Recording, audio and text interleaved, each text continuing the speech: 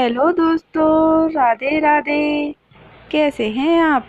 आज हम आपके लिए लाए हैं बदनसीब माँ बाप की कहानी। आज गुप्ता जी के घर एक छोटी सी पार्टी चल रही है, जिसमें कुछ खास गिने चुने रिश्तेदार और उनके मित्र आए हुए हैं। उनके बेटे आकाश ने आईआईटी में टॉप किया है। उसे विदेश की एक बड़ी कंपनी ने बहुत बढ़िया नौकरी का भी ऑफर दिया है। अगले महीने वह विदेश चला जाएगा। इसी खुशी में यह पार्टी दी गई है। मेहमान आकर बधाइयाँ दे रहे हैं, साथ ही गपशप कर रहे हैं। सिर्फ 24 साल की उम्र में लाखों का पैकेज मिल गया है। कितने भाग्यशाली हैं आप और आपका बेटा आकाश। क्या आपको नहीं लगता कि बच्चे पढ़ लिख कर एक बार विदेश चले गए तो वापस स्वदेश नहीं लौटते? फिर आपने आकाश को जाने की मंजूरी दे दी। क्या आपको लगता है कि वह वापस आएगा?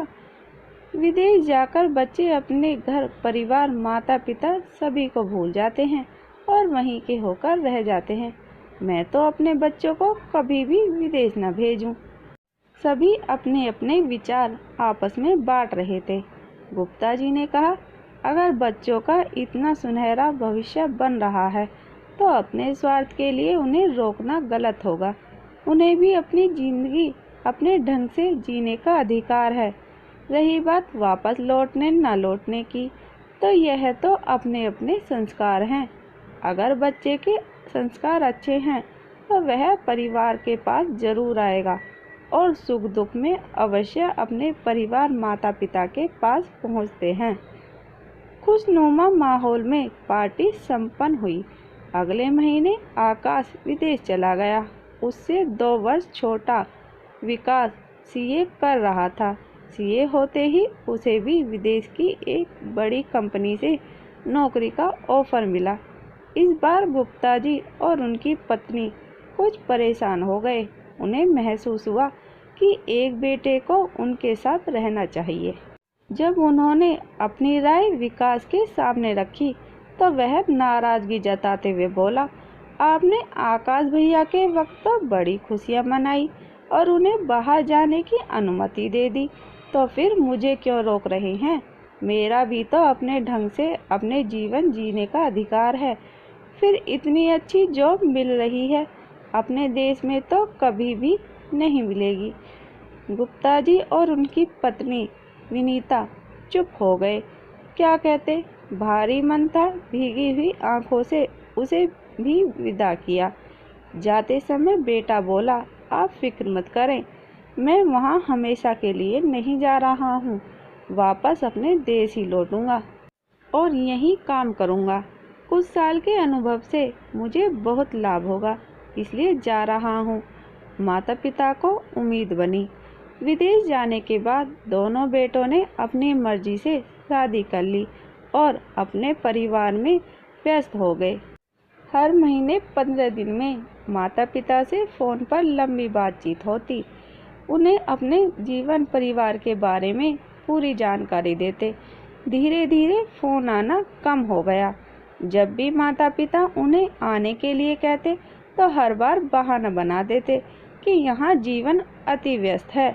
जैसे ही उन्हें समय मिलेगा वे अवश्य आएंगे। बीच बीच में अपने परिवार बच्चों की फ़ोटो भेज देते।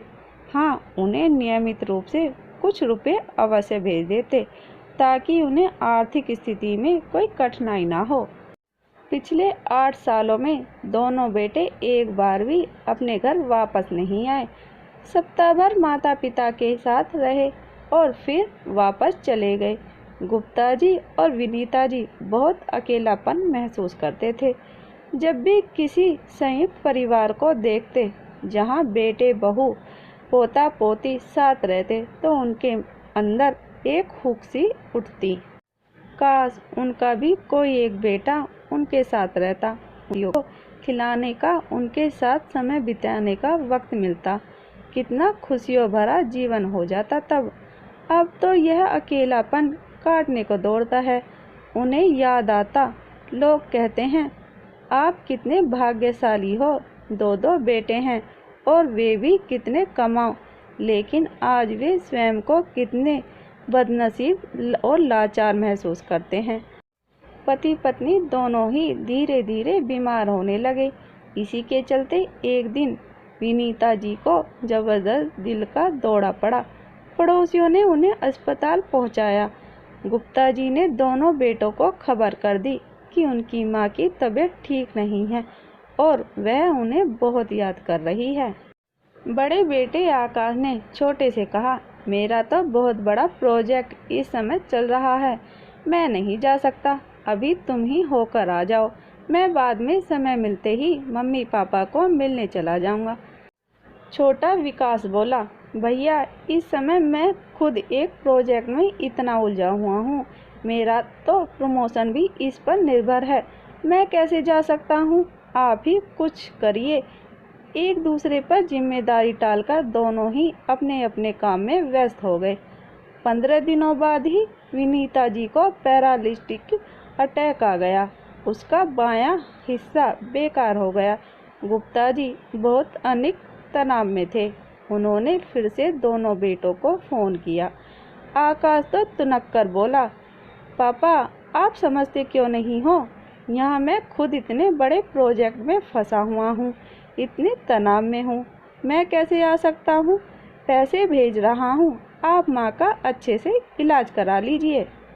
छोटे विकास से बात की तो वह बोला, पापा इतनी बड़ी कंपनी में काम करना क्या मजाक है, मुझे छुट्टी कैसे मिल सकती है, जबकि यहाँ करोड़ों का प्रोजेक्ट मेरे सिर पर टारगेट के रूप में है, मुझे तो सांस लेने की भी फुर्सत नहीं है, आप भैया से ही कहिए, वही टाइम निकाल लेंगे, मैं पैसे भेज देता हूँ माँ के इलाज के लिए। गुप्ता जी रो पड़े। क्या इसी दिन के लिए इन बच्चों को इतना पढ़ाया लिखाया था, इतना लायक बनाया था कि आज दम तोड़ती माँ की तकलीफ और लाचार बेबस पिता की मजबूरी भी नहीं दिखाई दे रही। विदेश जाकर धन कमाने की होड़ में वे इतने कठोर हो गए हैं। आज वे स्वयं को कितना बदनसीब महसूस कर रहे थे, जो दो दो बेटों के होते हुए भी कितने अकेले थे। विनीता जी की बहन जो उम्र दराज तो थी, लेकिन जब उन्हें पता चला विनीता जी की बीमारी का, तो वो वहाँ उनकी सेवा के लिए आ पहुँची। समय से उन्हें दवाएं देती, खाना खिलाती, उनके सारे काम करती, लेकिन यह सब ज़्यादा समय तक नहीं चल पाया। बच्चों की दूरियां उनसे बर्दाश्त नहीं हुई और वो इतने तनाव में रहने लगी कि 1 महीने बाद ही विनीता जी चल बसी।